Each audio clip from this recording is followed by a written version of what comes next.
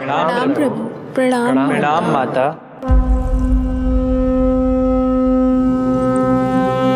माता, प्रभु, दुष्कंस के अत्याचार दिन पर दिन बढ़ते ही जा रहे हैं। पृथ्वी की शांति नष्ट हो रही है प्रभु, और मैं देवराज इंद्र होकर भी कुछ नहीं कर पा रहा हूं। आपके प्रताप से मैं भूमि अनंत काल से समस्त विश्व का भार उठा रही हूँ, किंतु प्रभु अब दुष्टता इतनी बढ़ चुकी है कि मैं सहन नहीं कर पा रही हूँ। अब दया कीजिए प्रभु, इससे पहले कि मैं बुराई के इस असीम भार के नीचे दबकर ब्रह्मांड की अतल गहराइयों में खो जाऊं। मेरी सहायता कीजिए प्रभु। आंखें खोलिए प्रभु, आंखें खोलिए।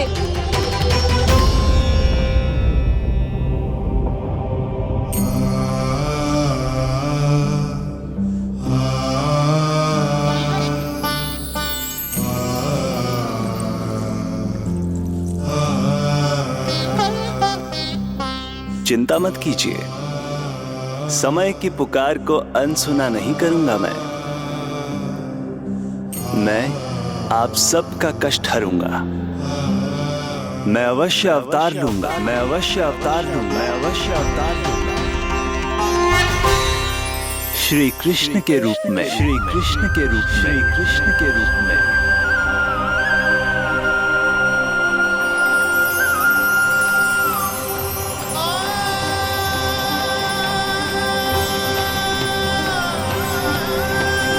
वसुदेव सुतं देवं कंस चाणूरमर्दनम्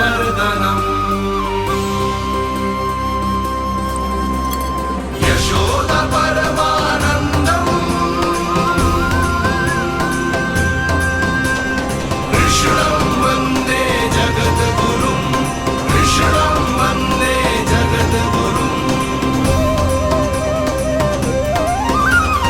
वसुदेव सुतं देवं कंस चाणूरमर्दनम्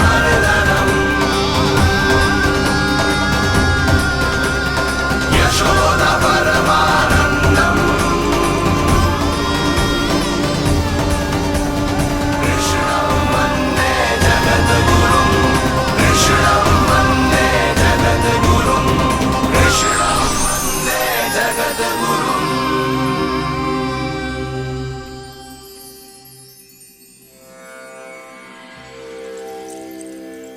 कंस का वध करूंगा, ऐसी परिस्थितियां उत्पन्न करूंगा जिनके कारण इस काल का सबसे बड़ा युद्ध होगा। कुरुक्षेत्र के मैदान में मैं सभी अत्याचारियों को एक साथ समाप्त करूंगा।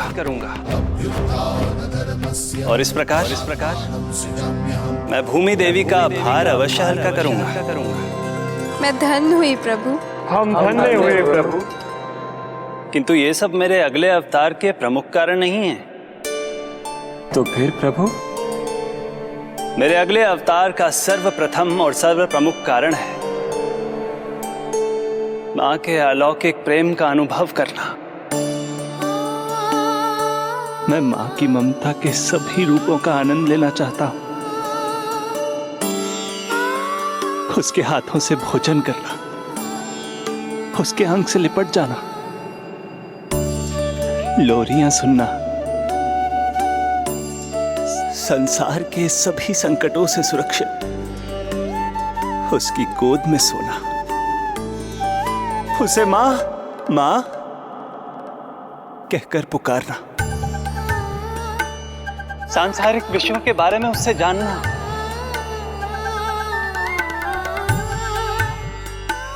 और फिर कोई शैतानी कर उसके आगे आगे भागना, उससे डांट खाना, और फिर उसे मनाने के लिए क्षमा मांगना।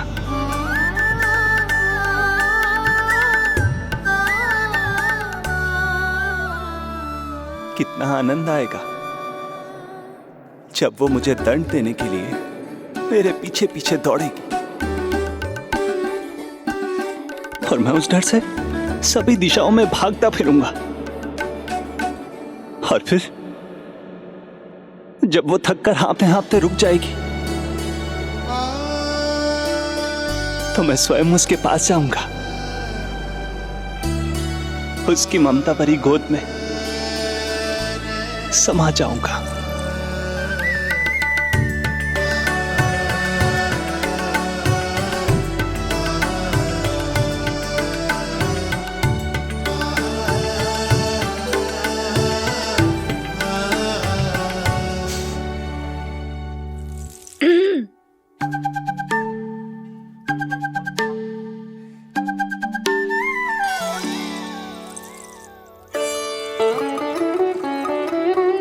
प्रभु, एक प्रश्न है। माँ और संतान के अद्भुत रिश्ते के इस आनंद को आप किसके साथ अनुभव करना चाहते हैं?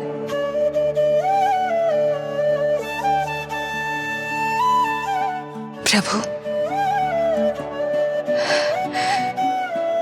कौन है वो सौभाग्यशाली महिला जिन्हें आपने अपनी माँ के रूप में चुना है?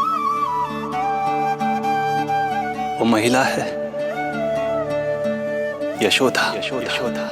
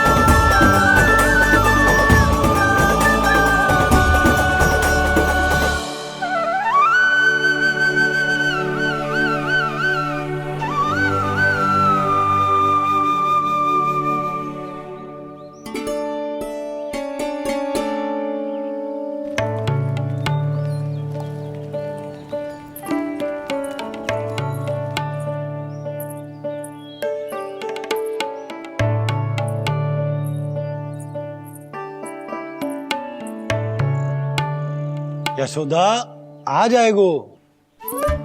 आपके जैसा बड़ा ना है कि रास्ता ढूंढते हुए अपने आप घर लौट आएगो। बस 6 महीने का बालक है, अबोध है। हे नारायण, क्षमा करना, अपने पति देव से ऊंची स्वर में बात कर ली मैंने।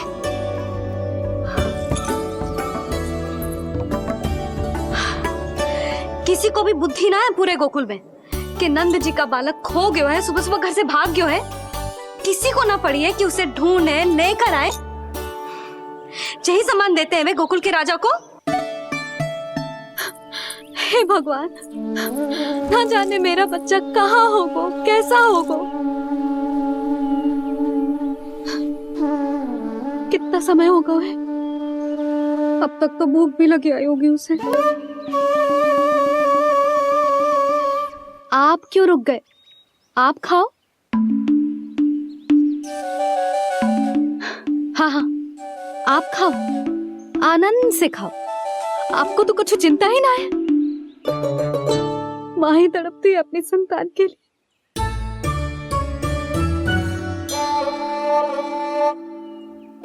अब क्या खाली पेट काम पे जानो है? क्या कहेंगे सब कि यशोदा अपने पति को भूखा रखे?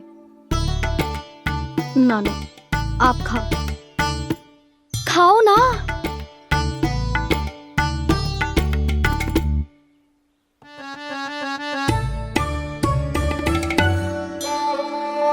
गुड़ के लड्डू कितने पसंद है उसे, कब से बना के रखे हैं। यशोदा, तुम स्वयं क्यों नहीं जाकर ढूंढती उसे? लड्डू भी खिला दियो और घर वापस भी ले आएंगे। जाओ, शीघ्र जाओ।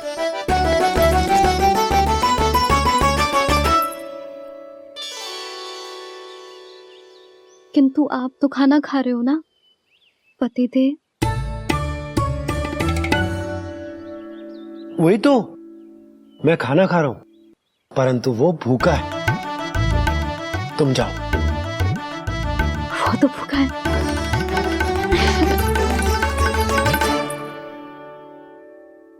ये बनेंगी श्री हरि के अगले अवतार की माँ?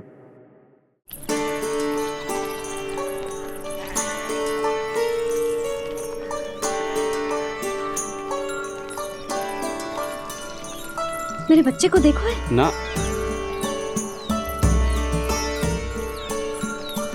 काकी, मेरे बच्चे को देखो है। नहीं नहीं,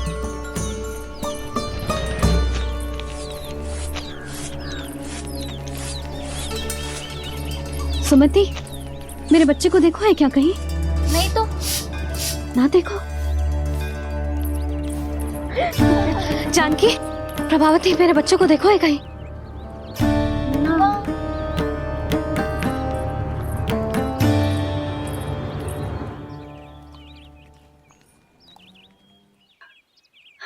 कहाँ है तू? देख तेरी मैया कितनी चिंतित हो रही है, और तू है कि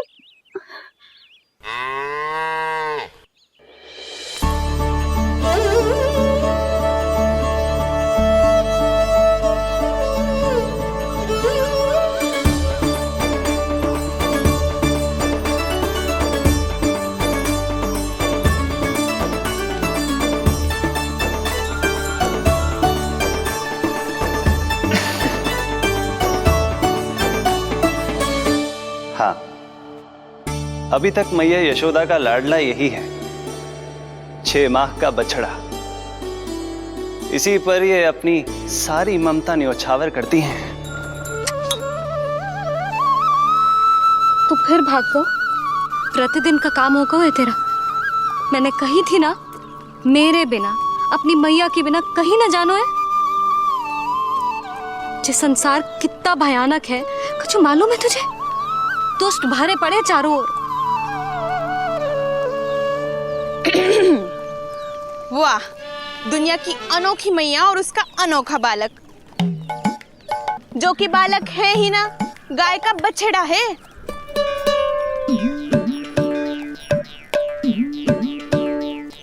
तो लक्षणा, तुम्हारी जे दशा कौन ने की? और कौन ने? जे तुम्हारे सपूत ने कूद फाड़ के मेरे पूरे बगीचे का सत्यानाश कर दो है। मेरा रामू ऐसा कर ही ना सकता। जे क्यों आएगा तुम्हारे बगीचे में? रंग बिरंगे फूलों के लिए। फूलों के लिए? हाँ, जीप लपलपाती है इसकी मेरे फूलों के लिए। सुबह सुबह भाग के आ जाता हो इन्हें खाने के लिए। फूल खाने? सुलक्षणा, तुम्हें कछु वहम हुआ है। जे मेरा रामू है, जे फूल वूल क्यों खाएगो भला? अच्छा, तो फिर आप ही इसका मुंह खोलो और स्वयं देख लियो। हाँ तो ठीक है, असत्य के पैर ना होते जो अभी सिद्ध हो जाएगा। रामू, मुंह खोल के दिखा। मैया की कहीं मानते हैं ना, मुंह खोल। रामू, सुलक्षणा चाची को दिखा दे कि तूने उनके फूल ना खाए। चल मुंह खोल, मुंह खोल।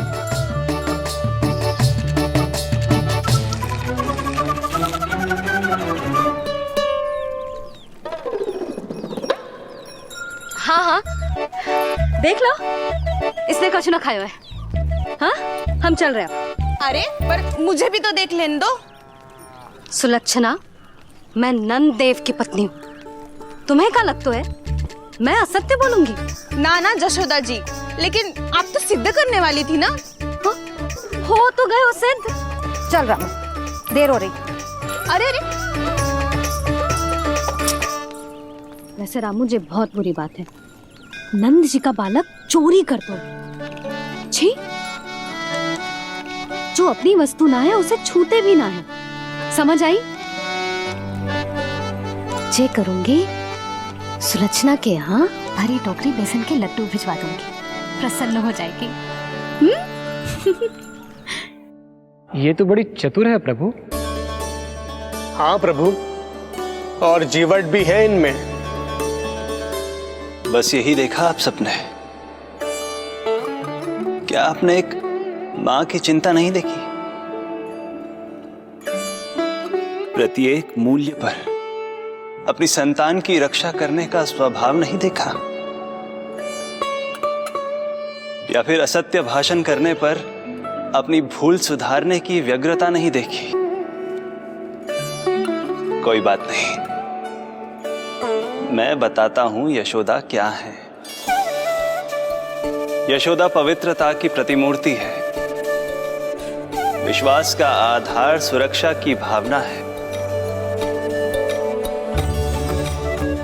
ममता का मूर्त रूप है वो, वात्सल्य की गंगा है, भावनाओं का बहता हुआ निर्झर है।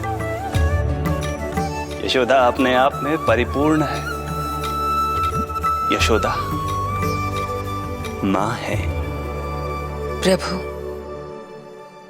मां यशोदा निश्चित ही अद्भुत है।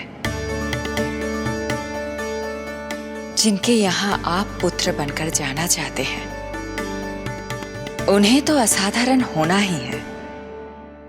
किंतु प्रभु, आपके दिए हुए वचन के अनुसार आपको देवी देवकी का पुत्र बनकर जाना है, तो फिर आप एक ही जन्म में दोनों माताओं के पुत्र कैसे बन सकते हैं? आपका प्रश्न उचित है इंद्रदेव। पूर्व काल में प्रजापति सुतप्पा और उनकी पत्नी प्रश्नी ने मेरी घोर तपस्या की थी। उनके आग्रह करने पर मैंने उन्हें वरदान दिया था कि जब वो देवकी और वसुदेव के रूप में पृथ्वी पर आएंगे, तब मैं उनका अष्टम पुत्र कृष्ण बनकर जन्म लूंगा। पर मैया यशोदा के वात्सल्य प्रेम ने मुझे दुविधा में डाल दिया, क्योंकि वो भी तो पिछले जन्म से ही है ना। पिछले जन्म से?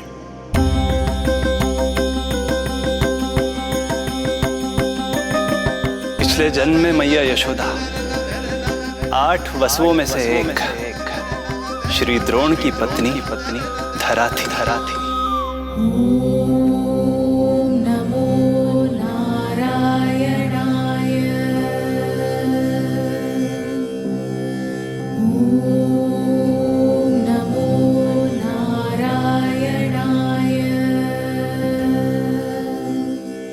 दोनों सहस्त्रों वर्षों तक निरंतर मुझे पुत्र रूप में पाने की मनोकामना के साथ घोर तपस्या करते रहे।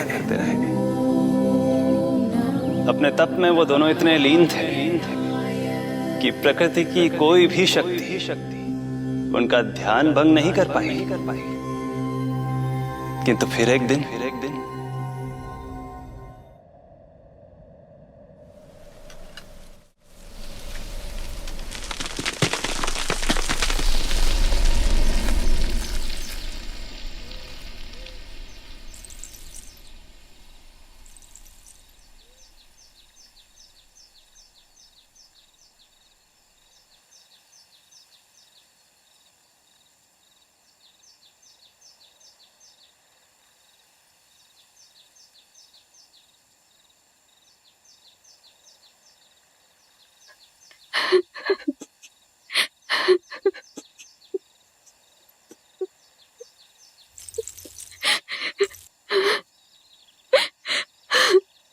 हमारे भक्ति में ऐसी क्या कमी रह गई प्रभु कि अभी तक आपके दर्शन का सौभाग्य नहीं मिला।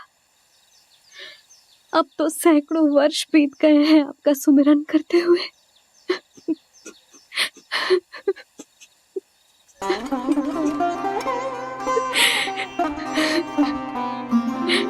साचा सुमिरन सबसे हरि का, साचा है हरि नाम।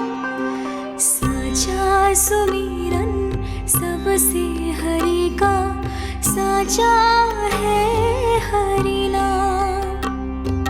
जिनकी कृपा से बन जाते हैं सबके बिगड़े काम, सबके बिगड़े काम। साचा सुमिरन सबसे हरि का, साचा है हरि नाम। आतुर है आंचल का उपवन, सुनने को पैजनियां छुन छुन। मधुर मधुर तुतलाती बोली, खेले संग संग आँख में चोली।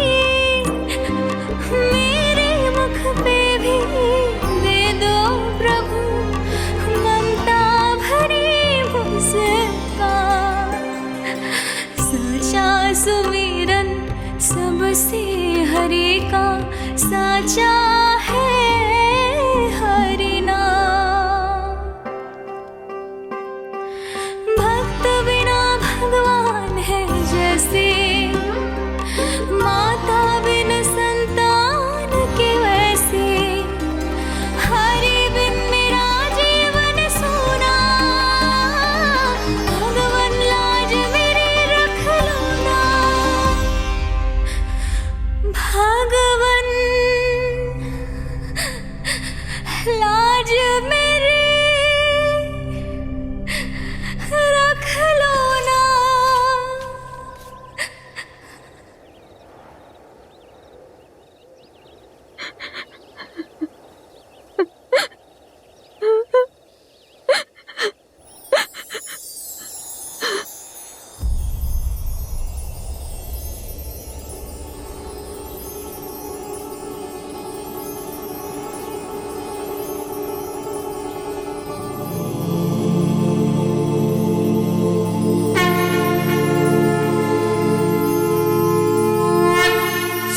सशङ्खचक्रं सकिरीटकुण्डलं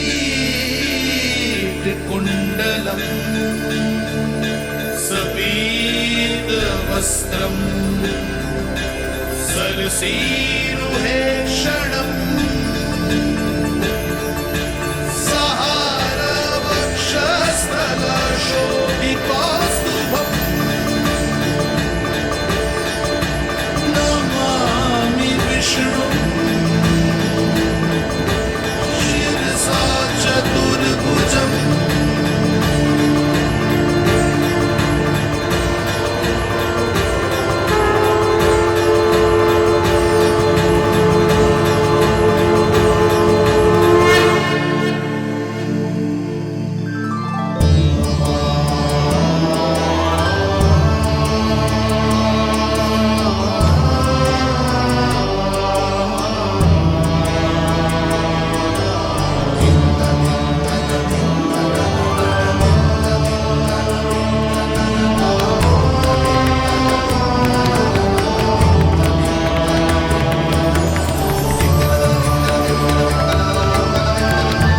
कहिए कहिए, क्या वरदान पाना चाहते हैं आप?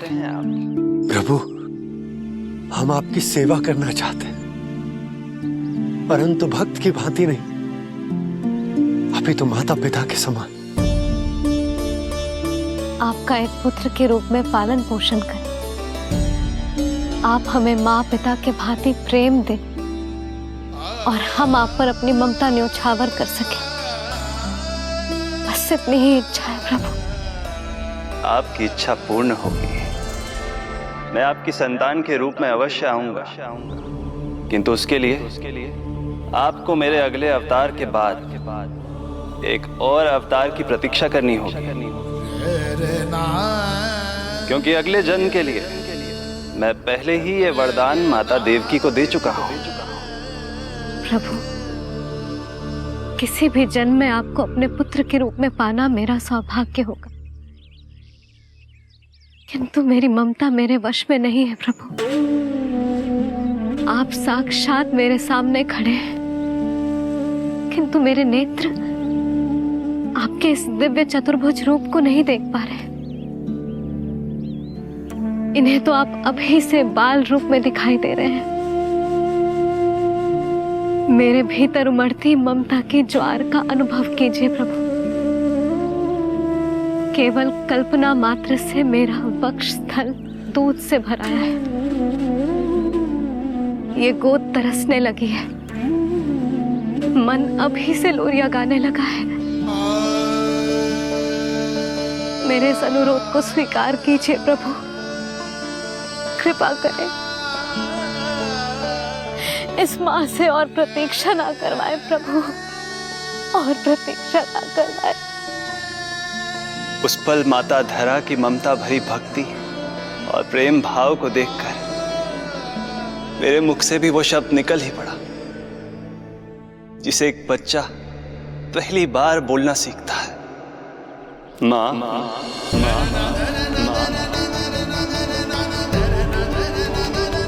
अब अब ये प्रतीक्षा केवल आपकी ही नहीं, मेरी भी होगी, मेरी भी होगी। मैं भी तरसूंगा आपका पुत्र बनने के लिए, इस समय मैं विवश हूँ, किंतु मैं आपको वचन देता हूँ, मैं आपकी संतान बनकर अवश्य आऊंगा, प्रभु,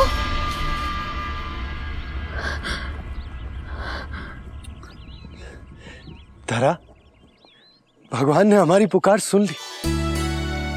वरदान तो सभी भक्तों को मिलता है, परंतु हमें तो हरि का वचन मिला है। वो आएंगे, अवश्य आएंगे। अब हमें केवल उस शुभ दिन की प्रतीक्षा करनी है। अब और प्रतीक्षा नहीं होगी मुझसे।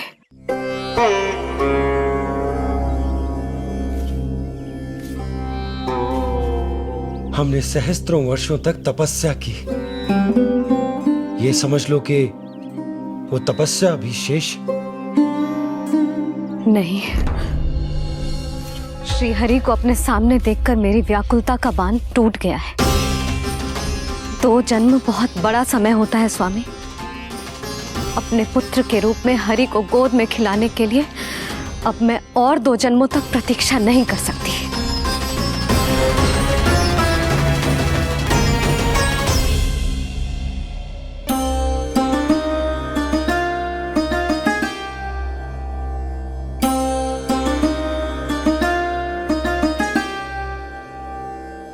व्यर्थ हरि बिन जग ये सारा, व्यर्थ हरि बिन जीवन धारा। पूजन वंदन व्यर्थ हरि बिन, व्यर्थ धरार जीवन धारा। वरुण देव विनती सुन लीजिए, तन मेरा निर्जल कर दीजिए। हरि के बिन सारा जल तन का सागर सा हो गया है खारा। प्रभु, माता धरा की तपस्या का तेज अत्याधिक है। प्रकृति के पंचतत्व, 5 महाभूत इनकी पुकार सुनने के लिए विवश है।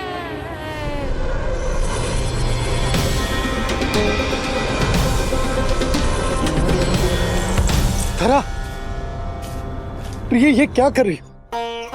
रुक जाओ। जठराग्नि सब दूर ये कर दो, अग्नि देव मेरे ताप को हर लो। माता जो वंचित ममता से, जग में नहीं उसको कुछ प्यारा। पूजन वंदन व्यर्थ हरि बिन, व्यर्थ धरार जीवन धारा। प्रभु, यदि अग्निदेव अपना अग्नि तत्व वापस ले लेंगे तो इनकी पाचन शक्ति नष्ट हो जाएगी और जीवित रहने के लिए शारीरिक तापमान भी अति आवश्यक होता है। यदि वही विलुप्त हो गया तो?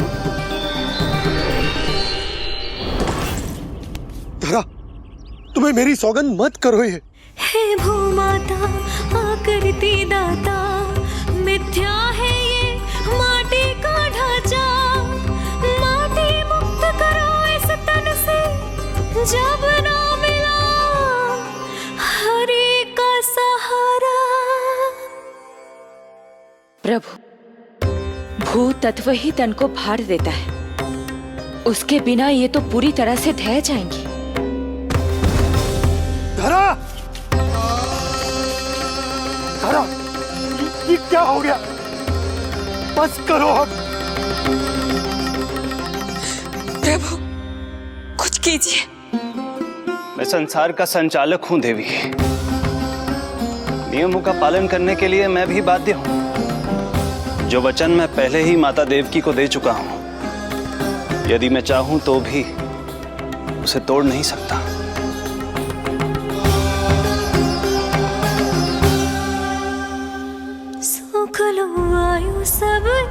तन की, आस है जो ना शेष है मन की। वायु देव कृपा करो अब ये, रोक दो इन श्वासों की धारा।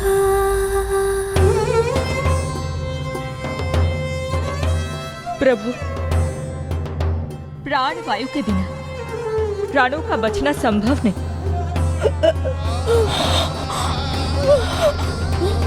धरा, धरा, धरा, धरा, बस करो अब। क्या तुम अपनी सुध-बुध खो चुकी हो? तुम्हारे प्राणों में मेरे भी प्राण बसते हैं प्रिय। रुक जाओ। हे आकाश देव, तुमको मेरा अंतिम प्रणाम। अंतरात्मा लीन करो मेरी, लेके श्री हरि का नाम।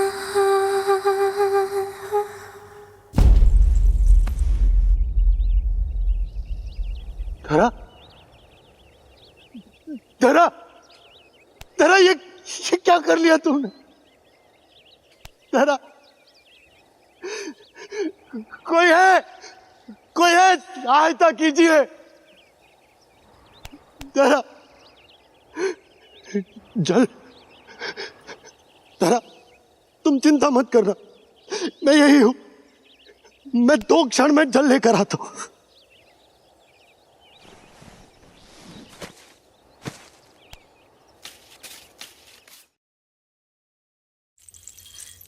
प्रभु, आप नियमों से तो अवश्य बंधे हैं, परंतु आप लीलाओं के स्वामी हैं। कोई तो उपाय निकालिए।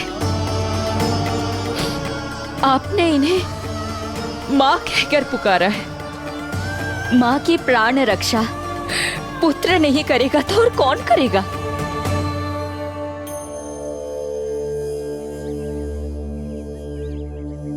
प्रेम ना जिसकी सीमा कोई, ना कोई आयाम, माँ की ममता के आगे विवश हुए भगवान, विवश हुए भगवान।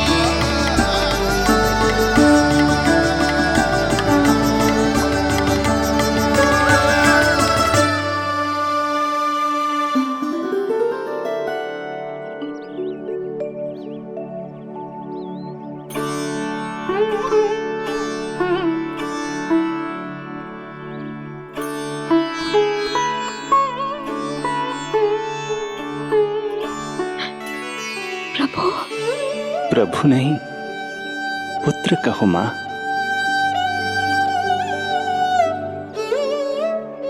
पुत्र, मेरा पुत्र, मेरा पुत्र।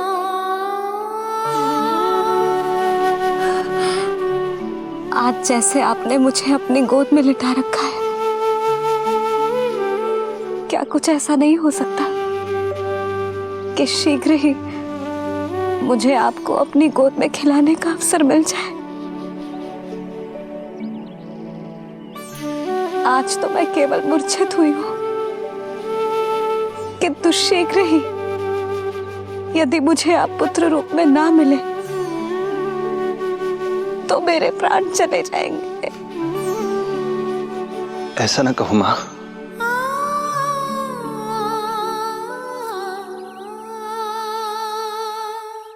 माता देवकी को मैं पहले ही वचन दे चुका हूं, इसलिए विधि के विधान के अनुसार मुझे उन्हीं का पुत्र बनकर जन्म लेना होगा।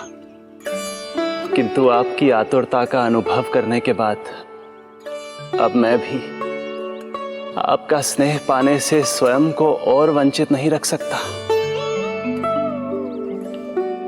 आपने वरदान मांगा था कि आप पुत्र की भांति मेरा पालन पोषण करना चाहती हैं, इसलिए यदि आप उचित समझे तो आप अगले जन्म में ही अपनी इच्छा पूर्ण कर सकती हैं। जिस आयु में संतान को अपनी मां की ममता के आंचल की आवश्यकता सबसे अधिक होती है, उस आयु में अर्थात अपने जन्म के प्रथम दिन से 10 वर्षों तक मैं आपके साथ रहूंगा। किंतु फिर मुझे अपनी जन्म देने वाली मां माता देवकी के पास लौटना होगा। ऐसा करने से मैं उन्हें दिया वचन भी निभा पाऊंगा और आपकी ममता का सौभाग्य भी प्राप्त कर पाऊंगा। यदि आपको स्वीकार हो तो। स्वीकार है, स्वीकार है प्रभु, सहर्ष स्वीकार है।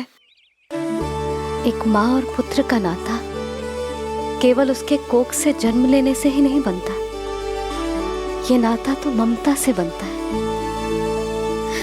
और मैं अपनी ममता आप पर न्यौछावर करने के लिए आतुर हूं।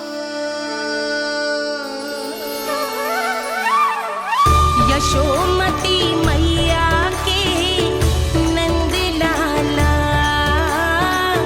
यशोमती मैया के नंद लाला, यशोमती मैया के नंद लाला, यशोमती मैया के नंद लाला। तो इस प्रकार परमपिता परमेश्वर श्री हरि विष्णु एक ही जन्म में दो माताओं का पुत्र बनने के लिए उत्साहित भी थे और भावुक भी। किंतु जगत माता श्री लक्ष्मी और अन्य सभी देवगण ये जानना चाहते थे कि श्री हरि ये अभूतपूर्व कार्य कैसे करेंगे। भगवान बोले, ये सब संभव होगा उसके कारण जो मेरे अगले जन्म की कथा का मुख्य पात्र है, कंस।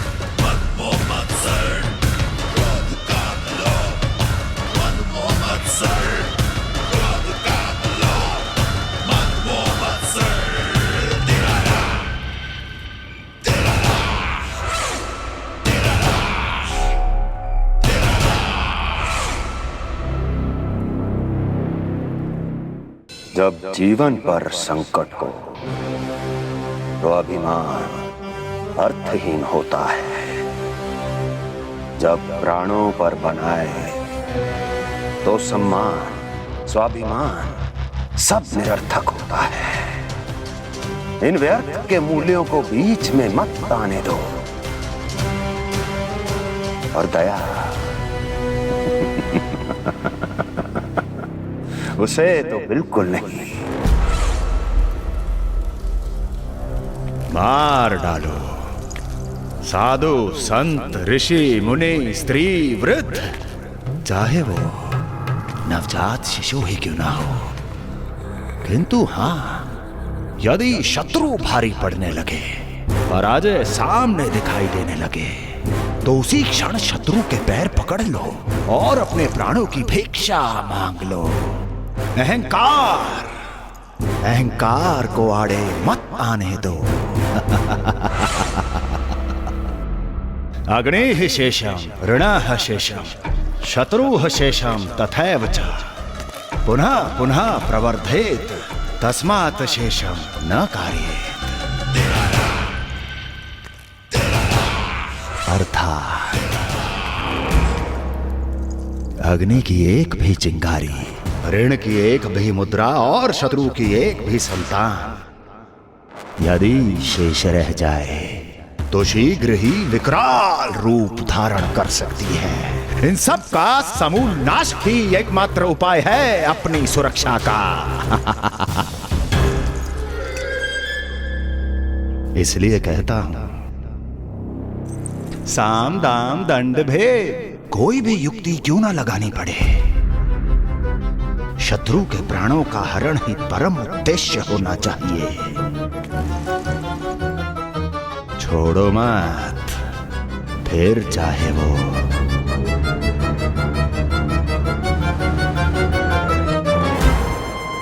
विष्णु ही क्यों ना हो।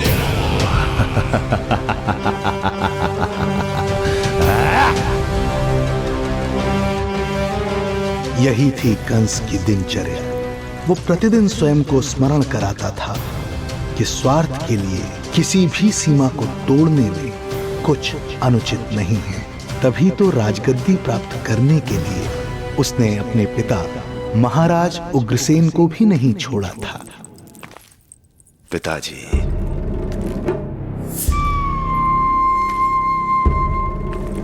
हो सके तो मुझे क्षमा कर दीजिएगा।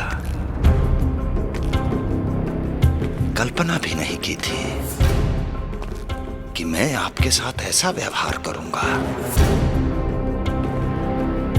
आपको प्रतीत हो रहा होगा कि मैं क्रूर हूं, स्वार्थ में अंधा हो गया हूं, किंतु मैं विवश हूं।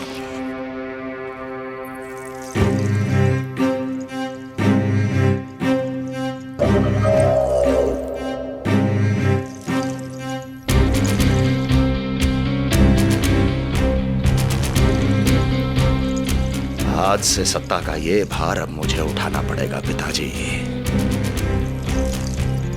क्योंकि आप तो अत्यंत दयावान हैं। अपनी आवश्यकता से अधिक प्रेम आपको अपनी प्रजा से है, किंतु मैं ऐसा नहीं। मैं अपने शत्रुओं का काल हूं, तभी तो मेरे प्रति दुर्भावना रखने वाले मेरे सम्मुख आने से पहले थर थर कांपते हैं। इसलिए मथुरा का राज सिंहासन मेरे साथ अधिक सुरक्षित रहेगा, क्योंकि मैं आपसे अधिक उपयुक्त हूं पिताजी। मेरा विश्वास कीजिए। हृदय पर गोवर्धन पर्वत रखकर मुझे यह निर्णय लेना पड़ रहा है पिताजी।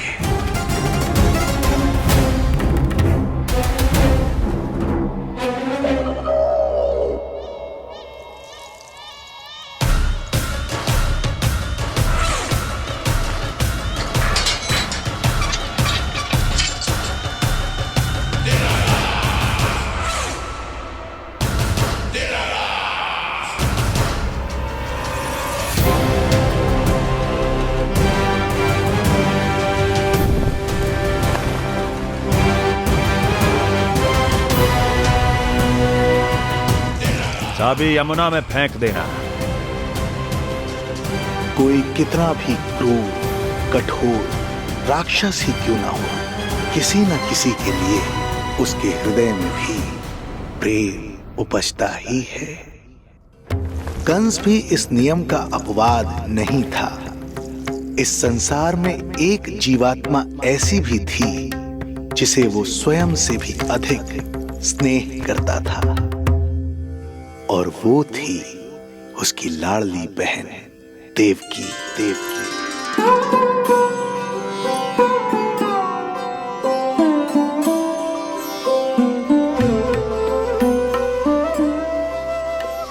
देवकी के लिए कंस एक राजा नहीं, मात्र भाई था, जो अपनी बहन की छोटी सी मुस्कुराहट के लिए आकाश पाताल एक कर सकता था। अत्यंत धूमधाम से उसने अपनी देवकी का विवाह यादवराज वसुदेव के साथ संपन्न करवाया। रुको।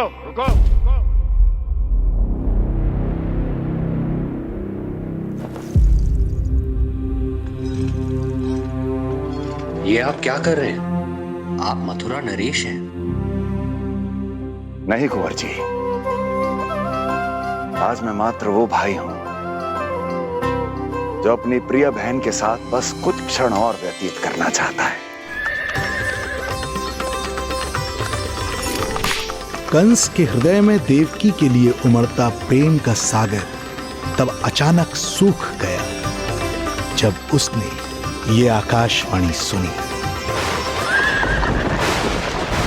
महापापी अत्याचारी कंस,